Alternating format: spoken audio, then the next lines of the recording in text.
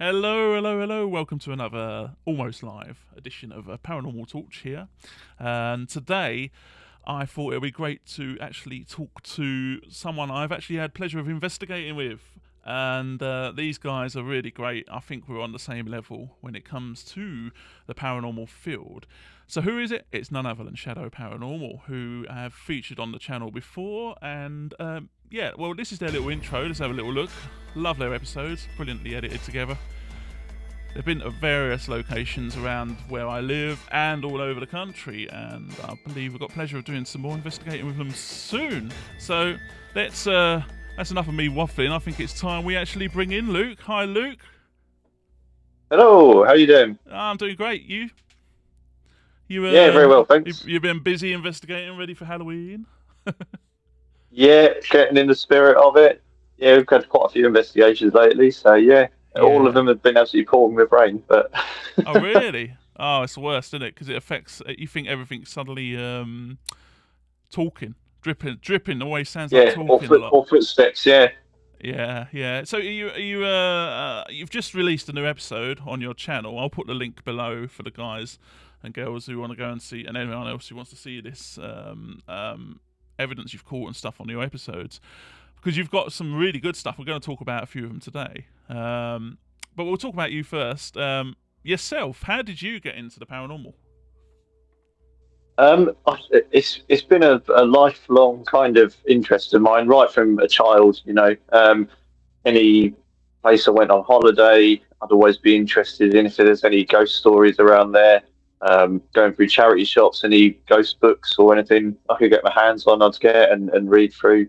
Um, and it sort of got to when I was about sort of 15 or 16, sort of summer holidays at school, and sort of early days of YouTube. And there was a couple of channels on there that used to go out and investigate, and they weren't sort of overly produced, sort of TV type stuff. It was people literally with a camcorder, a few bits of well, back then quite basic equipment, and it sort of obviously being interested in that sort of thing, it made me realise that anyone can get into this and anyone can do this. And I decided to head out. There was a village, well, next to where I live, that had sort of an abandoned assisted living hospital. Um, and it was built on the land of an old workhouse, and it was sort of, local kids said it was haunted and whatnot. So I thought, perfect place to go and have a little wander around and see if I can pick up anything, and experience a few things there. And sort of since then, it's just expanded and snowballed. Never lost any interest or any passion in it. Absolutely love doing it to this day. Oh, brilliant, 12 years later. brilliant. Yeah, 12 years. Wow. So you've done. I've been investigating since 2003 time. Obviously, I had an interest in the paranormal well before that. Do you remember like Ghost Watch? That was on the BBC. I think you would have been a bit younger for that. Long before the days of like Most Haunted and stuff like that. But yeah, it's so. How did you meet Sophie and James? I met Sophie. Well, Sophie, I met at college. I was on the same course as her, and we sort of instantly just became friends. And then she found out that I did this sort of thing. I'd only been doing it a year by that point. She found out I was interested in it, and she had a birthday party around her house, which is where I met James. And we sort of started discussing this sort of thing. He said there's an abandoned factory around the corner, and yeah, it's sort of we both had similar interests in all of that sort of thing. So we I sort of invited both of them on an investigation, and it worked really well. The dynamics were great. Both, well, all three of us had the same sort of mindset with it all, and yeah, been doing it us three ever since. Oh, it's brilliant. And yeah, so you guys obviously, what would you say is your best location that you've ever been to? Oh, there's a churchyard near Sudbury, the little Cornard churchyard. We've had some really good things there. There was a period of about a year when it was so active. Every time we went there, there was sightings, really quite substantial sightings, all sorts of activity. And it's one of those places that after that year, it's never quite managed to reach the peak of what was going on there. We still have stuff happen there every now and again, but it's nowhere near as active as it was sort of 6 years ago. The only other place I can say that would be near the top of the list is the Harwich Redoubt Fort. Hmm. because we've been there twice, and both times, again, we had really substantial things, and it's quite an unassuming place as well, because although it's a fort, it is a museum, so it's visited by people sort of every day. So it's to have that much activity is not the sort of place that you'd necessarily expect it. Yeah. But we've been really impressed with the things we've got there. I mean, yeah, I've been there a few times. I went there several. Yeah, we're talking about 2008, 9 time, and then of course I returned about 2 years ago, and that's one of those good locations, isn't it? Really, where obviously once they've done all the checks on yourselves and that, they let you in and let you pretty much get on with it, and they don't get in the way of the investigations, and you can literally just investigate your heart out all night, can't you? So, any particular areas there you liked? I mean, all sorts of it. There's been different areas of it each time we've had things happen. I think the staircase on one visit we had a lot of activity. Sophie heard someone following her down the stairs, and then later on in the night we had our motion sensors triggered on there. We heard footsteps coming up. We was all sort of standing on the stairs. We heard footsteps coming up them towards us. We had loads of activity. And then the second time, I think it was in the soldiers' quarters, we had a lot of EVP. We caught a shadow figure walk past the window of that. We had it sort of varied both times, which is interesting. It's been different places that have had the activity, which implies it is happening all over the fort. It's not limited to a certain area. Yeah. So we've got there's a picture of Redoubt Fort here, and I think actually we're going to show a clip. You've had a dig through the archives. We've got a few clips, haven't we? It was only 30 minutes after recording that a locked-off camera we had stationed in one of the rooms captured our first glimpse of one of the ghosts of the fort. Oh wow, that's a good capture. We can tell that this anomaly appeared just outside of the window, as we created a similar effect when walking past earlier on in the As you'll see, recording. we sort of tried to debunk it as best we could. Of course, with 3 people walking around an enclosed area with infrared lights and torches that could easily create a shadow, we had to dig deeper and try and explain this. Luckily enough, we'd placed an exterior camera just opposite the room and were able to match up the footage easily by going when we initially left the room. Nice. Fast forwards to when the shadow was captured, nothing at all can be seen on the other camera, which makes no sense whatsoever. Despite this, it does rule out us creating a shadow, either by walking past it or with our camera lights and torches. Past the outside, on the other camera there wasn't anything. Fantastic capture, and although creates more questions than answers, it would lead the way for what would prove to be a very active night. Oh yeah, that was really good capture. That I feel jealous there. You've caught well more than I've ever. It's sort of it helps it being a donut shape as well, though, because wherever you are in there, you kind of got cover of every area. Yeah, that's true. And there used to be years ago. There used to be one room there where it was. Do you remember the old many years ago, the old days of they used to have drinks and throw glasses at the fireplace. There used to be a room there, and it was just full of glass, and they used to say, just pick up a glass and throw it. And really? Smash your room. Yeah, I'm not sure which room that became in the end, but certainly it's definitely it's not overly active location, I don't think, but it's definitely high up there on the history side, and definitely worth doing if you're getting into doing investigating. It's definitely a good location. I nearly knocked myself out actually there. Because the ceilings are so low, aren't they? When you go through that door. Oh, going down the staircases. I was actually, when I was there, the night I filmed myself, I was on my own, and I was actually doing a live stream. I think it was onto TikTok, and as I was walking up the stairs, I actually hit the that bit there on the cap. Luckily, I had the hat on, and God, you know when it sends shivers down you because you've banged your head so hard. And I didn't realise the stream I'd hit the pause on the stream, and all I could see on the comments afterwards, is he dead? Where's he gone? Because the last thing they saw was me go whack, and it was like that for a few minutes. But yeah, it's definitely one of those dangerous places that you. I mean, all these locations we can go to can be quite dangerous. Even. Well, anything over 100 years old, with low ceilings. You can fall through the floor. You can hit yourself on. Yeah, because people like years ago, I swear they were shorter or something. And yeah, well, even like 100 years, you look at even like uniforms from the First World War. None of them were sort of above sort of 5'8", 5'9", and you look at the average height now. Most people are in the sort of 6'1", 6'2" sort of. That's it. That's what I am. Or Yeah, 6 foot. You know. How tall are you? I'm 6'3". I think James is a little bit taller than me. He might be about 6'4". I never realised that actually that you was slightly taller than me. I'm 6'2". And we've been out a few times. Yeah, a bit of trivia. Yeah. So, the other thing, obviously, we've recently, well, we reveal now that actually, you've already put your episode out on the channel that we went to the Elizabethan house in Great Yarmouth together. That was a fantastic location. We're going to do another video. What a place. Yeah, we're going to do another video on that place, which you guys will see next week, and where we'll talk more about it. But here's a little teaser trailer of the Paranormal Torch episode. What was that? I just caught something by the door. Oh, hang on. He's gone. He's walked off. Oh, well done. Yeah. What? That's the other side. That's on the wall. Yeah, that was a good location. And I know you guys, when you was there, you had some really good evidence caught on camera, and it was one of those things where, I mean, as working as a team together before, we know each other now, and you guys, we had a camera set up downstairs, so we knew that the evidence you caught wasn't us.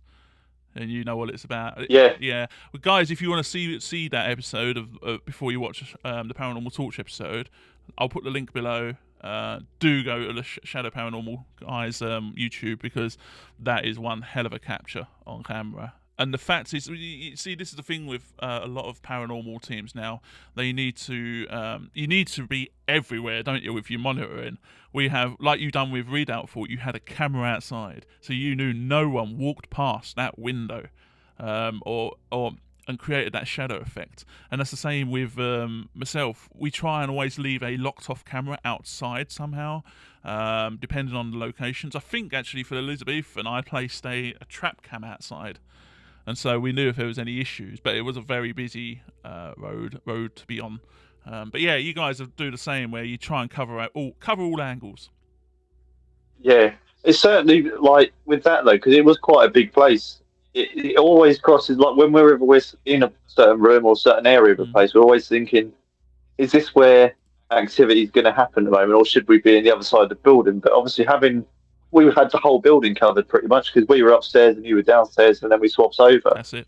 Yeah. So there was not one area that there wasn't going to be some sort of activity. And it was, I looking at it, I mean, obviously, where the moments you had activity, I wonder, it'd be interesting to sort of match up the times on it and all, was whether when you were having activity downstairs, we had nothing. Or whether, and vice versa, or whether we had the activity happen at the same time, which would imply the building comes alive at the same point all over. So that's Elizabethan house, and you'll be able to see the Paranormal Torch episode on Tuesday. It's the first episode of the new series, and I've got Luke on board to do some analysis of the episode at the end. So you see your lovely self again, Luke, on the channel. But we'll flick over to another fantastic location. Now, I haven't actually had the pleasure of investigating this place, and it's Kelvedon Hatch in near Brentwood, Essex. I actually went there many years ago to look at doing an investigation, but we decided not to. Before they even started doing paranormal events. It's when I used to work for a previous paranormal event company.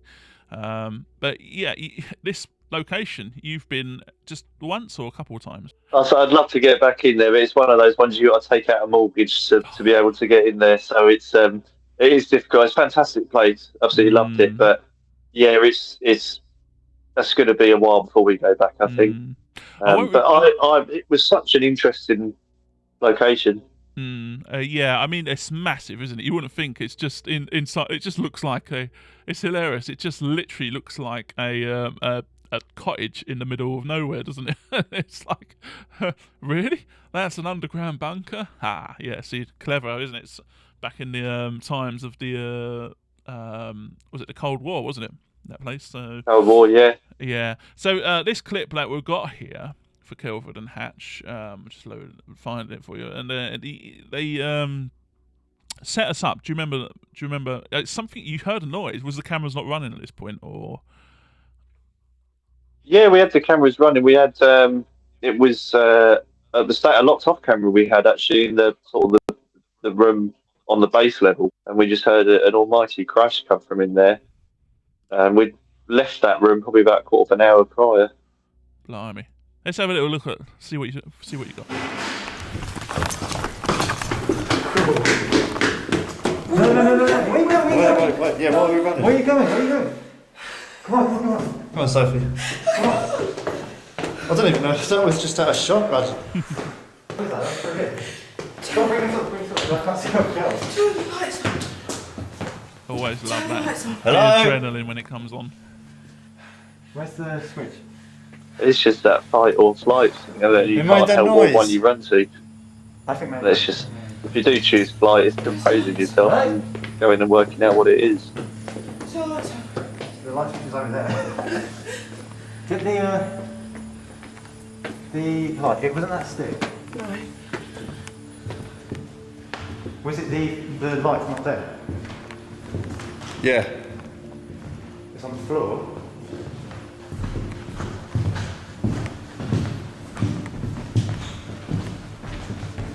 Is that behind us? Yeah. So you then went on to find out what caused the noise, didn't you? If you want to see. Yeah, so it was. Yeah, if you want to see. It was like the infrared light we had placed, and it was on a switch which was slanting backwards. Oh no! We'd had it placed on there. Oh. Somehow it moved. Yeah. The infrared light, it literally. Flew. But it had to have gone against gravity, and it was over on the floor, like quite some way away. If it had just slipped off, it would have gone left or right. And it would sort of like it had been chucked a few feet in front. It literally flew off. That's almost like poltergeist activity, isn't it? And if it's something that could have been thrown, sort of thing. That's a another great bit of excitement there. Actually, I've got a light just gone off behind me. You see that? Yeah, I saw something. Magic light. So the other thing I was going to look at is you've been to a fair few RAF bases like myself, and I actually thought this was RAF Rivenhall at first, this next clip, but you said it was where? RAF Matching. We were told about, one of our viewers told us about, I've never heard of it before. No, it's a tiny little place, there's not much of it left. Oh, really? And yeah, we the first time we went there, had so much activity happen, all centered around one little area, which was the doorway to the Nissen hut. Oh, let's have a little look. Let's see what this clip is. Oh, there's a thing hanging there.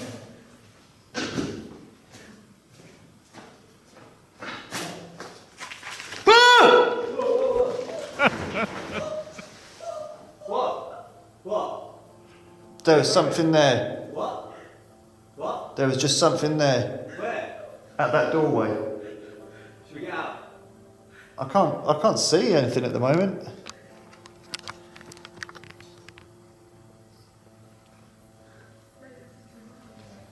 Right, I'll come and grab the camera and the millimeter. No, We're the I'm not. most I've ever jumped Yeah, somewhere. I've never seen you jump. like that Yeah, I'm before. not going yet. You're not going there? I need to find out what that was. What do you see? I didn't see it. It was like something big just ran towards me. What I heard was captured very clearly on the camera's audio and sounds like somebody breaking into a run, the sound of their feet even scuffing on the floor.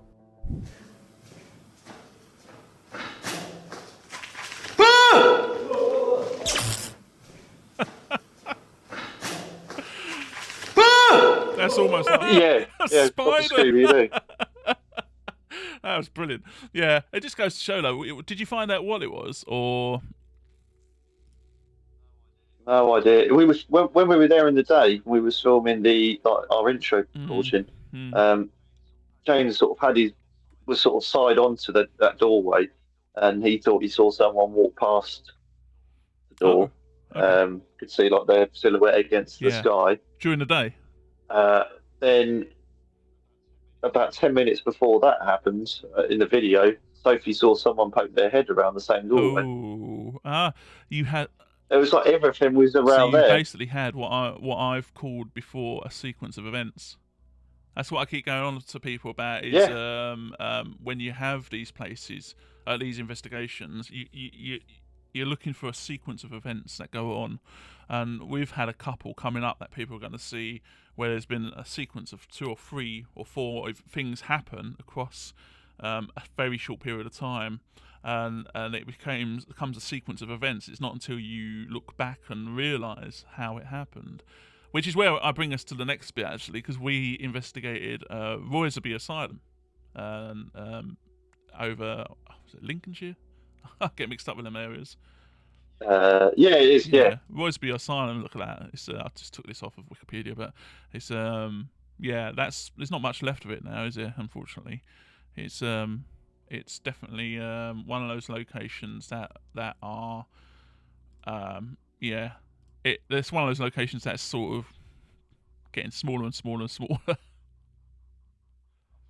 Unfortunately, yeah, it's weird because it's you'd hope some of the buildings there would be protected, but yeah, I think the churches, and I don't know about the clock tower building, like the admin block, but yeah, most of it is beyond repair and sort of getting pulled down. So I remember this particular moment. I'm going to play the clip from your side of things. There was me, yourself, and Sophie. I remember it was a cold night as well, and yeah, and it all started with me smelling something, didn't it? And let's show everyone, and we'll talk about it after. You know, if you put your head, if you put your face into a balloon, that smell. It's not there all the time, is it?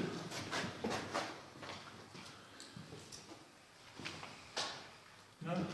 I can't smell it. It's not like the sort of smell of like gloves, is it? Yeah. Like medical gloves. Yeah. Very nice. That could be it. But I can't see any gloves on the floor. Maybe. Are you trying to smell me? My nose is running so much I can't smell anything. Yeah. You're cold. No, I am cold. No. Did you just touch me? I'm aware of it. No, but seriously. No. Are you okay? No. What touched you? Whereabouts? Oh my, here, around my shoulder blades, like something elbowed me. This is an area of interest, but I looks at it. There's nothing around, nothing hanging. Cobwebs. No, I just literally turned around. You're about, 2 metres from me?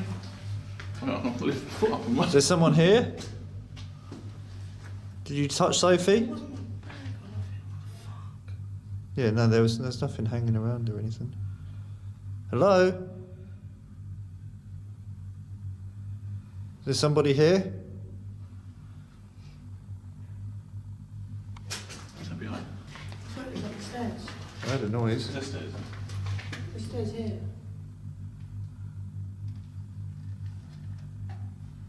It's never a bleep then. I don't know if it was the camera. The K2 just blipped. Oh, really? Just one tiny little blip. But I don't know. I had it like that. Yeah. But up near the camera handle, but I don't. Look, it's not doing it now. I've got a device here in my hand. Hang on. In my left hand. I don't know if you're able to come over to that. Can you try and interact with it?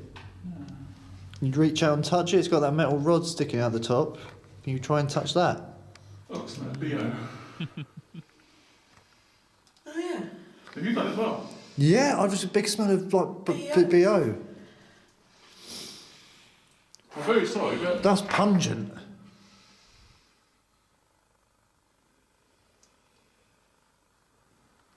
what's that noise? We'd all had a shower that day, haven't we? Yeah, that's why I was very sorry, but what's that noise?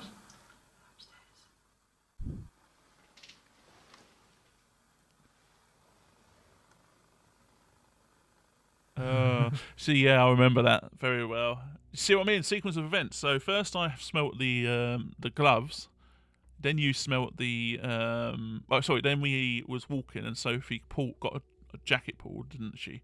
Because she thought it was me at first, tagged her or something, and then we had the footsteps upstairs and the smell of like body odour, and it was very strong as well, wasn't it? Yeah. That's why. Potent. Yeah, That's why and I that was joked in the around, space yeah. of a few minutes. And that's what I like when you get stuff like that, a sequence of events. That's when it's you're onto something. I think the icing on the cake there would have been if the Mel meter went off as well. I think that would have been it. That would have been perfect. Well, it's weird because it's like from a viewer's perspective, they can't smell, which is like half of the stuff in that experience was the smell. So it'd be nice, like you say, if we could have got something to document a change in the environment, but still really weird. It was, and also, as you know, with a lot of these things, you can we truncate down the visuals as scenes, don't we? So what people see at home may be half an hour squeezed into like 3 or 4 minutes. There was hardly anything snipped from this. It literally did happen as you see it. Yeah, it literally was. I smelled it. I went into that room on my right and smelled like someone had put latex gloves in my face. You then smelled some. Sophie then had the thing happen to her jacket, and then we heard the footsteps. We heard the thing. It was literally over. There's hardly any 10 seconds maybe lost out of all that. There might have been a couple of seconds chopped off here and there for the purpose of like getting the scenes, the shots to fit together nicely. But other than that was basically real time. That's it, yeah. Because if you've just put out the whole thing, people will be, oh, it's boring. But this is one of those good moments when actually, no, this is how it happened. Literally, I think actually I might have had a camera issue as well, and that's what a little bit cut down, but it wasn't nothing paranormal. But I had a bleep on the K2. And I wasn't too sure at first. Whenever I get a blip on the K2, not a massive one, because I think if it's like a major, like all the lights go, I think it's normally a phone or something. But we had no wireless on. My phone, I'm pretty sure my phone was on turned off at that point, and the cameras don't really give out anything unless you put them around the back of the battery. But yeah, I definitely saw it go boop, sort of thing, but I didn't get it on camera, unfortunately. That would have been great, but yeah, it would have been even better as well with the Mel meter. But it's one of those things where you never get it all. No, but we've always. But again, like not having the K2 go off for the rest of the time we were there implies that when we did have that short succession of activity, that was when it went off. Implies that was related to what we were experiencing. Definitely. Have you got anything good coming up with that you can talk about? Yeah, got RAF matching, the video clip you saw, that's coming out next week. Yeah. We've got a Christmas special this year. Oh, nice. Yeah, brilliant. I mean, we won't say, we're not going to say where, but we're also doing another investigation soon, aren't we, as well, which I'm really looking forward to. It's going to be a very big, I've done this location once before, many years ago, and I'm so glad we could get back in, and it was brilliant. I think been on Ireland for years. I'll be what better team to do it with than yourselves. I just think we gel well together with the we know we got the same thing. No over dramatics. We literally go in, we focus on the location and try and get it to talk to you, isn't it? Rather than it's all about the location. It's not about That's a really good way of putting it. Is getting the location to speak to you. Yeah, and it's all about locations. That's when I started Paranormal Torch. It wasn't about people think, oh yeah, you want to be a YouTube star. No. I've done YouTube for years. I just want to get that bit of evidence. Do you know what I mean? And that's why it's all about the locations, the history, and if there are spirits there, what they're doing. What are they doing there? Who, can we get that evidence? It's not about being famous or anything. I just use YouTube as a platform to put the evidence on. I don't know if that's how you see Shadow Paranormal. Yeah, no, completely. I mean, the thing is, as well, and the same with us, if there is anyone, I don't know if people have said it before, but if anyone says about you using YouTube to get famous or whatever, we'd have been there a lot quicker if we'd have done it the way that people go about it, getting famous, because we'd have faked stuff, we'd have made over dramatics, we'd have done this, that, and the other. But the fact that both of us have stayed true to what we do for a long time. Yeah, I mean, it's so easy. We're not. It's so easy. If we wanted to get famous, we could have done it shortcut way and just faked a load of stuff and blew stuff out of proportion and created. Yeah, that's why I did put a thing up the other week about something about it's the ones that are quieter that you want to look out for. Something I can't remember what it was exactly now, but if look at the subscriber rate, look at the views, it's most likely going to be a fake video. There's so many out there now, and we're like a needle in a haystack. But it is great when people find, I do want to do a video on a lot of the other channels that I just believe are just over dramatic at some point. So I don't know if that's something you'd like to be involved with, where we'll literally go through a few review videos and say, is it fake, or is it more they're just not reading the situation properly or presenting it in a way that might be mistook as paranormal? Well, I think it was probably started around the sort of time of the first lockdown, where like the urban exploring thing really kicked off, and there was people going and doing the urban exploring vlogging, and then people started to get tired of that, so then they started putting ghosts in the mix of it. That's it. I totally agree. And then after that, it went down the demon stuff after that. So it's just constantly going, just pushing it one further and one further, just to keep the views sustained. That's it. The most haunted house in the UK. I'm thinking, when I see that on when you look through YouTube, you just see loads of them. You think, so that'll be more than the other most haunted house in the UK that you said about, or that most haunted house, or the demon house. How many demon houses are there in the UK now? It's just all. And what scale are we using to measure it? Yeah, exactly. The demon meter. Yeah. Yeah. No, it's definitely. Yeah. So thank you, Luke, anyway, for having a chat to me. It's always been on my cards to have a sit down and we'll have a little chit chat, and finally done it. You've talked about yourselves and how you launched, and you've got some good evidence over the years. And I hope that one day you get something that will stand out and people think, actually.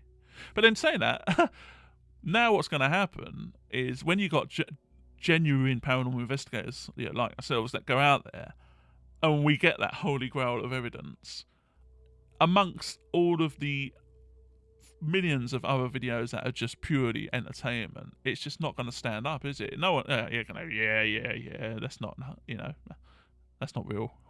Well, it is. I suppose it's people that will have followed this for a long time will know it's genuine, because they'll know we wouldn't put something fake out there. That's I suppose. But like you said earlier, just look at the context of the video. Who's posted it? Yeah. What are their other videos like? And just make an assessment based on that. Yeah. It is. There's a few situations that happen with whether it's a video or a photo, and it's the context of the situation, like you say. Like, why was someone taking a video or a photo when they're trying to present ghost evidence? And that's the first thing I look at. Why was there a video being took or photo, and where was it being took? But yeah, there's something actually I'd like to discuss with you on the Elizabethan house, which kind of covers this situation, which happened when we was at the Elizabethan house, and I'd like to get your thoughts on it. So guys, if you want to see that video, that will be out next week, and in the meantime, make sure you head over to Luke, Sophie and James's channel, Shadow Paranormal. I'll put the links below, so you can check them out. They're a really great team. I think one of the best I've ever had a chance of being with over the years. And Luke, any last words before you go? Thanks for having me on, and I can't wait to our next investigation. Yeah, brilliant. Yeah, it's not long actually. That'll come around really quick. Yes, can't wait. Looking forward to it. Thanks everyone. Thanks for watching. Bye.